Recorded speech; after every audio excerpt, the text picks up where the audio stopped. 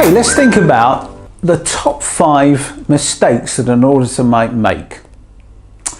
The first one that comes to my mind is misunderstanding what someone says, or possibly hearing it and thinking, I think I've got it, but I'm not sure, and then not asking any more questions as a result. So let's say misunderstanding. If we misunderstand, wow, that could be quite tragic, couldn't it, for our audit report?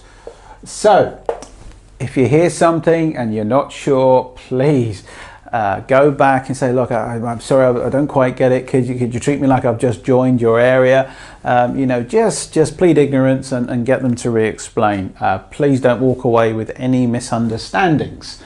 And of course, if you do that and you still misunderstand something in your report, you could show the report to your client or to the process manager and say, look, have I got this right? And if they let you know that you misunderstood something, that's your fallback. Okay, so misunderstandings. The second one concerns the checklist.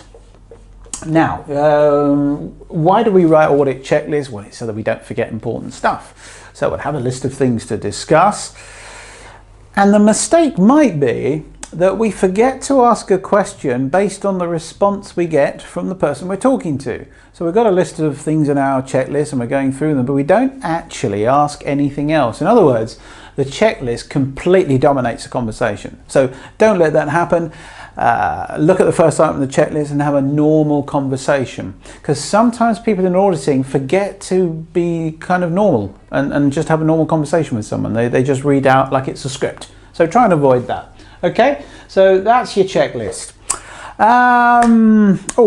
Here's one. Let's call this quick NC. That means the auditor gets a bit excited and they think, oh, I've got a nonconformity here. Oh yes, and they start to go straight to the nonconformity sheet. But please take your time when evaluating a nonconformity. Are you sure?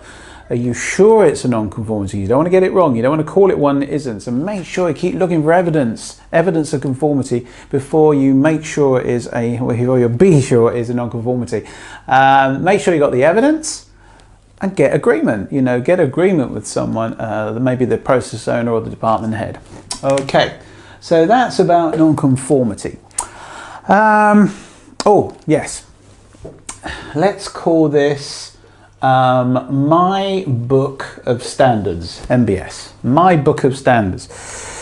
It's the auditor that goes in to audit a process and there's something in their head that they think should be there, but it isn't actually in the standard and it isn't actually in a procedure or in anything. They've just made it up. So it's be careful not to go into audit a process, a company, a department with your book of standards. You're only auditing against the required. You don't decide what's required. The organization or the manager or the customer decides what is required. Okay, so watch out for that. It's the ISO standard, not your book of standards. Okay, let me think about another one. How can I express this? I'll tell you what, I'll just put the word talking. There's a terrible tendency and a temptation as an auditor to think we've got to fill the space and talk. But here's the thing, if you talk and you talk and you talk, like I'm doing now, you're not allowing anyone else to say anything and you won't be finding out anything. So do be careful not to talk too much in an audit. Ask a good question, sit back and wait for the answer. And then by all means, of course, go back and have a conversation after that.